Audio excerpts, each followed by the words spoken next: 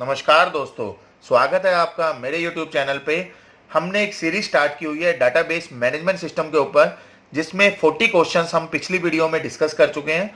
आज मैं आपके सामने 10 क्वेश्चंस के कॉम्बिनेशंस ऑफ क्वेश्चंस लेके आया हूँ। वेरिएशंस है, इसमें अलग अलग कंसेप्ट यूज किए हुए हैं, जैसे कि ज्वाइनिंग के ऊपर कंसेप्ट है, डेडलॉक के ऊपर कंसेप्ट है, नॉर्मलाइजेशन के ऊपर है, सिक्वल क्वेरी के ऊपर है। ये सारे के सारे मिक्सअप मैं आज इस वीडियो के अंदर आपके सामने देने वाला हूं, और ऐसे ऐसे क्वेश्चंस है जो बहुत ही इजी लैंग्वेज में आपको समझ में आने वाले हैं। तो प्लीज जिसने नहीं सुनी है वीडियो वो जरूर सुन ले, लाइक सब्सक्राइब जरूर करें। नेक्स्ट क्वेश्चन जो है, पहला क्वेश्चन फॉर दिस वीडियो, वो है हमारे दो रिलेशन दिए हुए R1 एंड R2। दोनों रिलेशन के ऊपर यहां पर तीन एट्रीब्यूट गिवन है, P Q R। R1 के अंदर है, R2 के अंदर है Q R S। तो यहां पर जो क्वेश्चन है वो ये है कि नंबर ऑफ टपल आपको बताने हैं। रिलेशन दिया हुआ है R1 ज्वाइनिंग ऑफ R2, तो आपको ज्वाइन करना है। तो ज्वाइन करने के लिए आपको सबसे पहले ये क्लियर होना चाहिए कि कॉमन एट्रीब्यूट को हम फाइंड आउट करते हैं। तो यहां पर देखिए कॉमन एट्रीब्यूट है कौन सा, QR यहां पर दिया हुआ है, QR यहां दिया हुआ है, तो दोनों कॉमन एट्रीब्यूट है, दोनों को हम सिलेक्ट कर लेंगे। यहां पर ये QR यहां पर दिया हुआ है, इसको हम सिलेक्ट कर लेंगे और इसके कॉरेस्पॉन्डिंग किसी भी तरह से आप स्टार्ट कर सकते हो। R2 सिलेक्ट करो और R1 के साथ कंपेयर करते जाओ, या R1 को सिलेक्ट करो R2 के साथ कंपेयर करते जाओ। फॉर एग्जांपल मैंने R1 को सिलेक्ट किया, इसकी फर्स्ट रो को सिलेक्ट कर लिया, ठीक है, और इसकी सारी रो से कंपेयर करेंगे हम फर्स्ट रो को। जैसे कि मैट्रिक्स मल्टीप्लिकेशन होती है, first row multiply with the every column in the second matrix, ठीक है। इसी तरह से हम करते हैं यहाँ पर, इसको हम कंपेयर करेंगे तो यहाँ पर QR मैच कर गया, तो इसके कॉरेस्पॉन्डिंग एक रिजल्ट आ जाएगा हमारा, वो आ जाएगा PQR। जैसे कि हम रिजल्टेंट में जब बनाएंगे यहाँ पर, तो जो रिलेशन बनेगा उसको हम R का नाम दे देंगे, और यहाँ पर जब हम इसको डिजाइन करेंगे तो एट्रीब्यूट क्या क्या हो जाएंगे, PQR, और QR तो कॉमन ही है, और फोर्थ एट्रीब्यूट हो जाएगा हमारा S। तो इस तरह से जब इसको कंपेयर करूंगा तो QR कॉमन आ गया। कॉमन आते ही QR के कॉरेस्पॉन्डिंग P में वैल्यू क्या है, P, और QR के कॉरेस्पॉन्डिंग यहां पर S में वैल्यू क्या है, N। तो इस टाइप से हम डिजाइन करते जाएंगे, निकालते जाएंगे। QR को कंपेयर करेंगे बाकी से, यहां कंपेयर किया तो मैच नहीं हुआ, फिर इससे मैच कर गया QR, तो QR मैच कर गया है, इसके कॉरेस्पॉन्डिंग तो P है और इसके कॉरेस्पॉन्डिंग है A। फिर नेक्स्ट रो से कंपेयर करेंगे हम, फर्स्ट को कंपेयर किया फोर्थ रो से, QR कॉमन आ गया, इसके कॉरेस्पॉन्डिंग P की वैल्यू है हमारी, P की वैल्यू है P, और S की वैल्यू है यहां पर B, ठीक है। तो इस टाइप से हम चेक करते जाएंगे और फाइंड आउट करते जाएंगे। तो यहां पर देखिए, यहां इसके कॉरेस्पॉन्डिंग हमने देखा, QR को कंपेयर किया, EF के साथ नहीं हो रहा मैच, IJ कंपेयर किया, कहीं पर मैच नहीं हो रहा, QR आप देख रहे हो 3 रो पे मैच करेगा, तो 3 यहां पर था, 3 यहां पर, 6 आ गया। EF को कंपेयर करेंगे इसके साथ तो यहां मैचिंग होगी, तो 6 के बाद 7th रो कौन सी आ जाएगी, EF के कॉरेस्पॉन्डिंग। तो आप कह सकते हो नंबर ऑफ टपल कितने होंगे जब ज्वाइनिंग करेंगे हम, तो राइट आंसर हो जाएगा इसका 7, you can say C option, ठीक है। नेक्स्ट क्वेश्चन है हमारा सिक्वल के ऊपर। सिक्वल में DML कमांड यहां पर पूछा हुआ है, DML कमांड कौन सी नहीं है, ये ध्यान रखना, क्वेश्चन में ये मेंशन है DML कमांड कौन सी नहीं है। तो इस चीज को क्लियर करने के लिए मैंने यहाँ पर ये चार्ट बनाया हुआ है, ये काफी हेल्प होगी आपको। किसी भी तरह का क्वेश्चन आ सकता है, क्या पता वो दे दे DDL कमांड कौन सी नहीं है, DCL कमांड कौन सी होती है, TCL कमांड कौन सी नहीं है। एक मैंने DSSB का एग्जाम दिया था, तो उसमें देखा था हमने कि commit roll back save point दिया हुआ था, और उसमें ये पूछा हुआ था TCL कमांड कौन सी नहीं है। तो फोर्थ ऑप्शन था हमारा एटोमिसिटी, वो हमारा TCL कमांड नहीं होता। तो इस टाइप से कोई भी क्वेश्चन आपके वेरिएशंस बन सकते हैं। तो DDL command, DML command, DCL command, TCL command, यहां पर क्वेश्चन है कौन सी कमांड DML नहीं है, तो उसके लिए डिलीट हमारी DML के अंदर है, बिल्कुल है, सिलेक्ट भी DML के अंदर है, ड्रॉप जो है वो DDL के अंदर है, तो राइट आंसर हो जाएगा इसका ड्रॉप जो है वो DDL के अंदर आती है, ना कि DML के अंदर। क्लियर। तो इस टाइप से हम क्वेश्चंस को सॉल्व करेंगे। नेक्स्ट क्वेश्चन है हमारा third question for this video. यहां पर दिया हुआ है फॉलोइंग टू रिलेशन, दो रिलेशन दिए हुए हैं, प्राइमरी की को अंडरलाइन किया हुआ है, ये क्वेश्चन में मेंशन है। Identify the possible combination of foreign की। देखिए ये मेन पॉइंट है, इसमें पूछा है कि आइडेंटिफाई करना है आपको फॉरेन की के कॉम्बिनेशंस जो भी बन सकते हैं, ठीक है। तो देखिए फॉरेन की क्या होती है, हमारी फॉरेन की में क्या होता है, दो टेबल को कंबाइन करके हम एक टेबल में उसको प्राइमरी की बोलते हैं, दूसरी टेबल में उसको फॉरेन की बोलते हैं। फॉरेन की के अंदर वो कभी भी प्राइमरी की नहीं होता, फॉरेन की में वैल्यू जो है वो रिपीट हो सकती है। तो यहां पर दोनों के अगर कॉम्बिनेशन देखें तो कॉमन एट्रीब्यूट क्या है, पहले हम फाइंड आउट करेंगे कॉमन एट्रीब्यूट। तो कॉमन एट्रीब्यूट एम्प्लॉय और डिपार्टमेंट नाम की जो टेबल है उसमें डिपार्टमेंट आईडी कॉमन मिल रहा है हमें और कोई भी कॉमन एट्रीब्यूट नहीं है। तो डेफिनेटली जब हम इसको कंबाइन करेंगे, मर्ज करेंगे, तो एक टेबल में तो फॉरेन की होगा, एक टेबल में प्राइमरी की होगा। तो आप देख सकते हो एक टेबल के अंदर तो अंडरलाइन है, अंडरलाइन का मतलब इसने बताया हुआ है कि प्राइमरी की होगा। तो ऑब्वियस सी बात है दूसरा जो भी एट्रीब्यूट है वो क्या बन जाएगा, फॉरेन की बन जाएगा। तो राइट आंसर हो जाएगा for this question is B, department ID. Clear. Next question है हमारा fourth question for this video. जैसे कि यहां पर दिया हुआ है consider the relation schema. Whether नाम से एक टेबल है, उसमें 4 एट्रीब्यूट दिए हुए हैं। इसने कहा है क्वेश्चन में find the name of city, name of city आपको फाइंड करनी है जिसका टेम्परेचर 71 से 89 के बीच में नहीं आता, उनकी सिटी आपको फाइंड आउट करनी है। ये क्वेश्चन है, not in the range of 71 to 89। तो मैं आपको क्लियर कर दूं, एक होता है नॉट इन और एक होता है नॉट बिटवीन, ठीक है। तो यहां पर मैं आपको थोड़ा सा आइडिया दे देता हूं, बिटवीन का मतलब क्या होता है। बिटवीन हमेशा रिजल्ट देता है, जैसे कि यहां पर अगर पूछा होता 71 से 89 के बीच में आपको वैल्यू निकालनी है, ठीक है। तो 71 से लेके, ठीक है, टू 89 तक जितनी भी वैल्यू होगी, ध्यान रखना बिटवीन जो है वो 71 को भी इंक्लूड करेगा और 89 को भी इंक्लूड करेगा। तो 71 से 89 के जितने भी वैल्यू लिखी होगी टेम्परेचर में, तो उसके कॉरेस्पॉन्डिंग सिटी को वो रिजल्ट में दे देगा, ठीक है। मगर नॉट बिटवीन क्या करता है, नॉट बिटवीन नाम से पता चल रहा है जो बिटवीन उसके बीच में नहीं होगी तो वो नॉट बिटवीन काम करता है। तो यहां पर सिंटेक्स क्या होता है, ध्यान रखना, नॉट बिटवीन का सिंटेक्स होता है नॉट बिटवीन, ठीक है, ब्रैकेट में लिखा होता है 71 एंड 89। ये थोड़ा सा ध्यान रखना है, यहां पर 2 दिया हुआ है, 2 नहीं होता है सिंटेक्स के अंदर, नॉट बिटवीन 71 एंड 89। इसका मतलब क्या है, इसका मतलब यह है कि क्वेश्चन में यही मेंशन था कि 71 से 89 के बीच में जो रेंज है वो नहीं होनी चाहिए, उनकी नेम ऑफ सिटी इसको फाइंड आउट करनी है। तो यहां पर 71 एंड 89 को कैसे रिप्रेजेंट करेंगे हम, नॉट बिटवीन ब्रैकेट में लिख देंगे 71 एंड 89। तो इसको इंक्लूड ना करके बाकी जितने भी टेम्परेचर होंगे इसके अलावा वो सारे के सारे आपके सिटीज की फॉर्म में रिजल्ट दे देगा। तो यहां पर आपका जो ऑप्शन मैच कर रहा है according to question, according to question जो ऑप्शन मैच कर रहा है वो ये मैच कर रहा है फोर्थ ऑप्शन, क्योंकि 71 टू 89 ये नहीं होगा, ये रॉन्ग सिंटेक्स है, 71 एंड 89 होता है, ठीक है।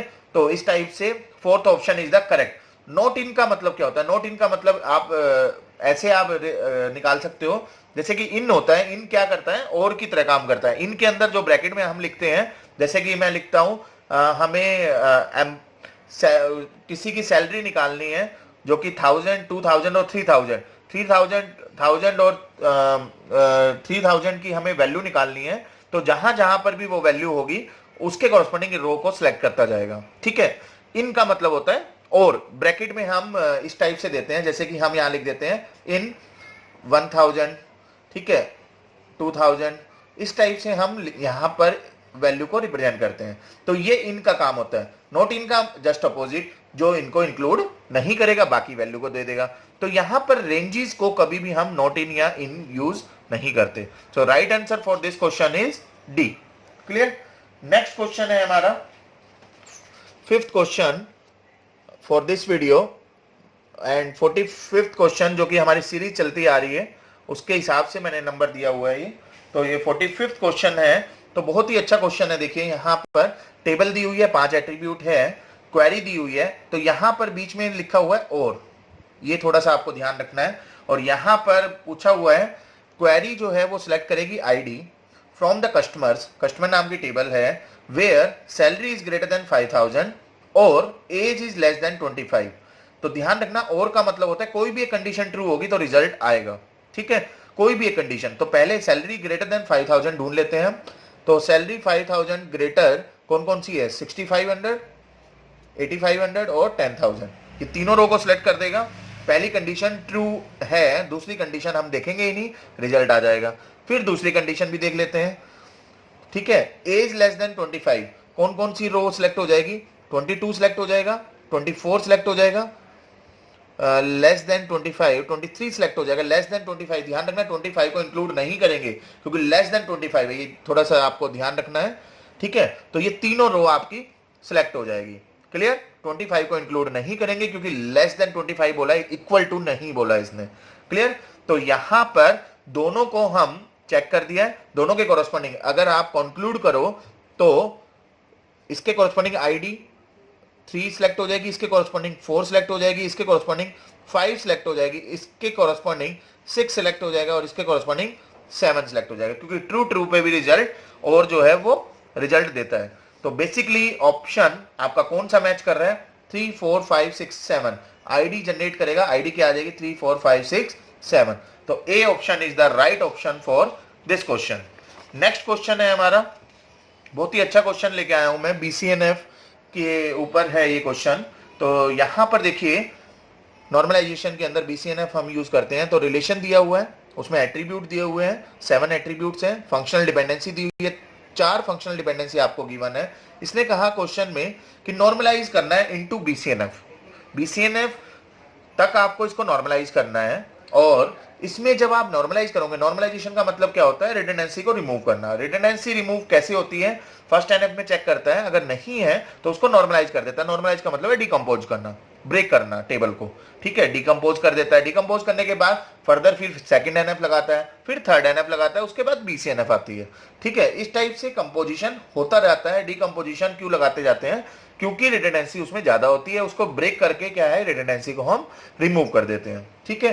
तो यहां पर डिकम्पोजिशन ऑब्टेन होगा after result of the normalization. वो कैसे रिजल्ट आएगा हमारा वो हमें चेक करना है। तो बीसीएनएफ की कंडीशन होती है क्या, बीसीएनएफ की एक सिंपल सी कंडीशन होती है, x डिटरमाइन y अगर दे रखा है, x डिटरमाइन y अगर दिया हुआ है तो बीसीएनएफ कब होगा, x जो है वो अगर सुपर की है, लेफ्ट हैंड साइड सुपर की है, right hand side doesn't matter कुछ है या नहीं है, तो वो बीसीएनएफ में डेफिनेटली होगा ही होगा। तो सुपर की कैसे निकालते हैं हम, क्लोजर की फॉर्म में। तो आप देख सकते हो यहां पर अगर मैं ए का क्लोजर निकालूं, यहां पर ए के क्लोजर में क्या क्या आ रहा है, ए आ रहा है, बी आ रहा है और सी आ रहा है। जस्ट बिकॉज ऑफ ए तो आएगा ही आएगा, क्लोजर अगर निकाल रहे हैं, ए डिटरमाइन बी कर रहा है तो बी भी आ गया, ए डिटरमाइन सी कर रहा है तो सी भी आ गया। तो ए के क्लोजर में क्या क्या आ गया, ए कोमा बी कोमा सी। तो ये दोनों फंक्शनल डिपेंडेंसी से हमें क्या रिजल्ट मिल गया, दिस वन। अब ए ई डिटरमाइन डी, ए ई डिटरमाइन डी, इसके लिए हमें ए ई का क्लोजर निकालना पड़ेगा। तो क्या आ जाएगा, ए ई और डी, सिर्फ यही आएगा। तो इसके लिए हमें एक अलग से टेबल बनानी पड़ेगी जिसके अंदर एट्रीब्यूट होंगे ए ई डी और प्राइमरी की हो जाएगी उसकी ए ई। इसी तरह से ए ई एफ जी, तो ए ई एफ का क्लोजर अगर मैं निकालूं तो ए ई एफ जी आ जाएगा। तो वो उसके रिलेशन को डिफाइन कर रहा है। तो यहां पर 3 रिलेशन बनेंगे, एक R1, एक R2 और एक R3। इस टाइप से तीनों रिलेशन को मैंने यहां पर लिख लिया, R1, R2 एंड R3।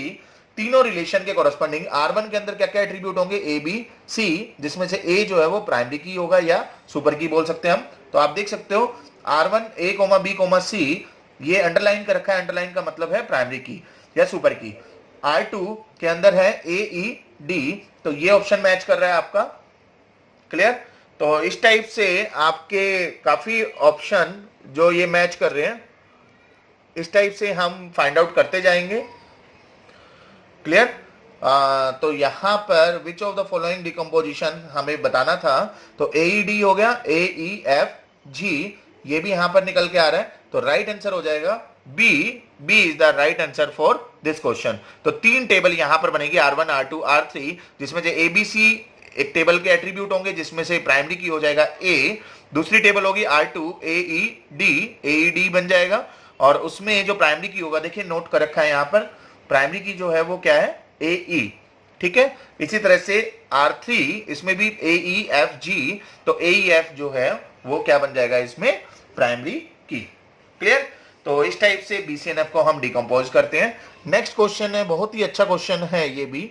इसके अंदर ट्रांजैक्शन का जो कंसेप्ट है वो लगाया हुआ है, तो कैसे हम अप्लाई करेंगे तो देखते हैं। यहां पर बेसिकली ट्रांजैक्शन दी हुई है, T1 एक ट्रांजैक्शन है जो कि 50 रुपीज ट्रांसफर कर रही है A एंड B के बीच में, तो A से B में ट्रांसफर हो रहा है, और इसमें ये स्टेप्स बताए हुए हैं, और इसने कहा हुआ है कि what will be the status of A database just after third step. Third step के बाद यहां से इसके बाद कहां तक चल रहा है ये, but before fifth step of transaction execution, पांचवें स्टेप से पहले, तो थर्ड के बाद एंड फिफ्थ से पहले। तो आप देखिए थर्ड के बाद अगर आप देखो तो 50 डेबिट हो चुका है, थर्ड से पहले 50 डेबिट हो चुका है A से, मगर B के अंदर क्रेडिट नहीं हुआ है। फिफ्थ से पहले B में जस्ट वैल्यू को रीड किया है, मतलब B की वैल्यू जो भी है उसको जस्ट रीड किया है, उसके अंदर एडिशन नहीं किया। तो ये कह रहा है कि क्या स्टेटस होगा, क्या वो हमेशा इनकंसिस्टेंट होगा? क्या हमेशा इनकंसिस्टेंट होगा? जरूरी नहीं है, मे बी टेम्परेली इनकंसिस्टेंट हो सकता है। मान लीजिए इसने ये नहीं बोला कि बिफोर फिफ्थ स्टेप वो फेल हो गया। इसने क्वेश्चन में क्या किया है, पूछा है कि स्टेटस क्या होगा थर्ड स्टेप के बाद और फिफ्थ स्टेप से पहले। तो कहने का मतलब है इसने फेल नहीं बोला है, अगर फेल बोला होता तो ऑलवेज इनकंसिस्टेंट आता, मगर इसने कहा है कि थर्ड स्टेप के बाद और फिफ्थ स्टेप से पहले स्टेटस क्या होगा। तो उस सिचुएशन में आप ये कह सकते हो कि अभी 50 रुपीज वहां से निकल चुके हैं, मगर B के अंदर क्रेडिट नहीं हुए हैं, तो वो टेम्परेली, मतलब अभी फाइनल स्टेटमेंट एग्जीक्यूट नहीं हुई है और ना ही फेल हुआ है, तो टेम्परेली ये इनकंसिस्टेंट है। तो राइट आंसर हो जाएगा इसका टेम्परेली इनकंसिस्टेंट है, मगर अगर ये एग्जीक्यूट होता तो डेफिनेटली ये कंसिस्टेंट हो जाता। तो ऑलवेज नहीं होगा, अबॉर्ट भी नहीं होगा, रोल बैक भी नहीं होगा। रोल बैक अबॉर्ट ये कब जरूरत पड़ती है, जब फेल हो जाता है, और ऑलवेज इनकंसिस्टेंट भी तभी होगा जब ये फेल हो जाएगा। तो इसका राइट आंसर, करेक्ट आंसर होता है जो बनता है टेम्परेली इनकंसिस्टेंट हो सकती है वैल्यू। क्लियर? नेक्स्ट क्वेश्चन है, बहुत ही अच्छा क्वेश्चन है ये। इसके अंदर ज्यादातर न्यूमेरिकल पूछा जाता है ये वाला क्वेश्चन। तो देखो कैसे करेंगे हम। यहां पर क्वेश्चन दिया हुआ है, execution of all transaction for the following wait for graph. ये देखिए डेडलॉक का कंसेप्ट है, वेट फॉर ग्राफ हम यूज करते हैं डेडलॉक में। जब कभी भी हमारे पास अगर साइकिल आ जाती है तो हम ये कहते हैं कि डेडलॉक एग्जिस्ट कर रहा है। वेट फॉर ग्राफ का मतलब क्या है, यहां पर रिसोर्सेज नहीं लिखते हम, मतलब कि कोई ट्रांजैक्शन है, जैसे कि यहां पर जो एज बनाई हुई है, इसका मतलब क्या है, T1 is a transaction that is requesting for some resource and that resource is held by T3. Same here T3 is requesting for that resource is held by the T4. इस type से ये एक wait for graph बनाया हुआ है। तो इसने ये कहा कि अगर हम वेट फॉर ग्राफ को, इसको ट्रांजेक्शन्स को एग्जीक्यूट करें फाइनली, तो किस तरह से हम इसका ऑर्डर निकालेंगे। तो ध्यान रखना, देखिए अगर T4 ने अपना जो रिसोर्स ले रखा है अगर वो रिलीज कर दे, ठीक है, और कोई रिसोर्स रिलीज कर सकता है, कोई भी रिसोर्स रिलीज नहीं कर सकता, क्योंकि T4 किसी से रिक्वेस्ट नहीं कर रहा है। तो T4 को हमें सबसे पहले एग्जीक्यूट करना पड़ेगा। अगर T4 सबसे पहले एग्जीक्यूट हो गया, एग्जीक्यूट करने का मतलब है वो रिलीज कर देगा अपने रिसोर्स को, तो होगा क्या, ये वाली एज रिमूव हो जाएगी। ये वाली एज रिमूव होने से जो इसको रिक्वेस्टिंग था वो इसका फुलफिल हो गया, ठीक है। तो होगा क्या, अब ये वाली एज रिमूव हो गई, T4 ने अपना काम कर लिया, T4 ने अपना काम करके खत्म कर दिया। अब T3 ने दो रिसोर्सेज को होल्ड किया हुआ है, एक T1 वाला और एक T2 वाला। T1 भी रिक्वेस्ट कर रहा है, वो रिसोर्स भी T3 ने ले रखा है, T2 भी रिक्वेस्ट कर रहा है, वो रिसोर्स भी T3 के पास है। तो T4 के बाद ना तो हम T1 को एग्जीक्यूट कर सकते हैं ना ही T2 को, क्योंकि T1 को एग्जीक्यूट करेंगे तो कोई फायदा नहीं होगा। तो हम ट्राई करेंगे जिसके पास रिसोर्स है उसी को हम एग्जीक्यूट करें। अब देखिए T3 को भी एग्जीक्यूट कर सकते हो, T2 को भी एग्जीक्यूट कर सकते हो, मगर दोनों में से बेनिफिट किसमें होगा, अगर T3 को मैं एग्जीक्यूट कर दूं तो ये दो रिसोर्स को रिलीज कर देगा, मगर T2 को अगर मैं एग्जीक्यूट करता हूं पहले तो T2 एग्जीक्यूट हो ही नहीं सकता क्योंकि ये रिक्वेस्ट कर रहा है। एग्जीक्यूट कौन सा होगा सबसे पहले? वही रिसोर्स होगा जो सिर्फ और सिर्फ हेल्ड कर रहा है, रिसोर्स को लेके उसके पास है मगर वो रिक्वेस्ट नहीं कर रहा। तो T2 रिक्वेस्ट कर रहा है, T3 रिक्वेस्ट नहीं कर रहा। अगर ये एज रिमूव हो गई तो ऑब्वियसली T3 के पास अब दो रिसोर्स है, ये किसी भी रिसोर्स को फर्दर रिक्वेस्ट नहीं कर रहा। तो T4 के बाद किसको हम एग्जीक्यूट करेंगे? T3 को। जैसे ही T3 को एग्जीक्यूट किया, ये एज रिमूव हो जाएगी और ये एज रिमूव हो जाएगी। दोनों एज रिमूव होने से अब हमारे पास रीड्रो में करूं T1 डिटरमाइन क्या हो जाएगा? T2। तो T1 डिटरमाइन T2 हो जाएगा। अब T2 के पास एक रिसोर्स है जो कि T1 रिक्वेस्ट कर रहा है, तो किसको एग्जीक्यूट करेंगे हम? T2 को। जैसे इसको एग्जीक्यूट किया T1 फ्री हो गया, ठीक है। तो लास्ट क्या एग्जीक्यूट हो जाएगा? T1। तो एक्चुअल में ऑर्डर ऑफ एग्जीक्यूशन आएगा T4 T3 T2 T1, ठीक है। तो राइट आंसर हो जाएगा for this question is 4th। Clear? तो इस टाइप से हम एग्जीक्यूट करेंगे। नेक्स्ट क्वेश्चन है 9th question for this video, which one of the following is a procedural language. देखिए, एक होती है प्रोसीजरल और एक होती है नॉन प्रोसीजरल। जो डोमेन रिलेशनल, जहां पर भी कैलकुलस वर्ड आ जाए, ये मैं शॉर्टकट बता रहा हूं, कैलकुलस वर्ड जहां भी आ जाए वो नॉन प्रोसीजरल होते हैं। उनका बेसिकली कोई प्रोसीजर फॉलो नहीं करते, तो ये दोनों के दोनों नॉन प्रोसीजरल लैंग्वेज होती है। जहां पर अलजेब्रा वर्ड लिखा है वो हमेशा प्रोसीजरल होती है, ठीक है। प्रोसीजरल जहां पर अलजेब्रा लिखा हुआ है वो प्रोसीजरल होती है। तो राइट आंसर हो जाएगा इसका 3rd ऑप्शन। क्वेरी लैंग्वेज किस लिए यूज करते हैं हम? क्वेरी लैंग्वेज बेसिकली हम यूज करते हैं सिर्फ और सिर्फ एक्सेस करने के लिए, एंट्रीज को एक्सेस करने के लिए हम क्वेरी लैंग्वेज को यूज करते हैं। क्लियर? तो इस टाइप से हम परफॉर्म करेंगे। लास्ट क्वेश्चन है हमारा for this video, in an employ table to include the attribute whose value always have some value, which of the following constraint must be use. देखिए यहां पर क्वेश्चन को ध्यान से पढ़ो। लास्ट क्वेश्चन है ये कि एक एम्प्लॉय टेबल है, उसके अंदर एट्रीब्यूट्स इंक्लूड किए हुए हैं, whose value always have some value. मतलब एट्रीब्यूट जो है वहां पर कोई ना कोई वैल्यू एग्जिस्ट करती है, सम वैल्यू। इसने ये नहीं बोला कि वहां पर नल वैल्यू होगी, इसने ये बोला है कि कोई ना कोई वैल्यू डेफिनेटली होगी। तो उसके लिए हम कौन सा कंस्ट्रेंट यूज करेंगे? तो डेफिनेटली अगर कोई ना कोई वैल्यू जरूर एग्जिस्ट करेगी, सम वैल्यू, तो उसके लिए हम यूज करेंगे not null. Not null constraint definitely use होगा क्योंकि वहां पर कोई ना कोई वैल्यू एग्जिस्ट करेगी। तो होपफुली आपको समझ में आया होगा। प्लीज लाइक, सब्सक्राइब, शेयर जरूर करें। Thank you, thanks to all.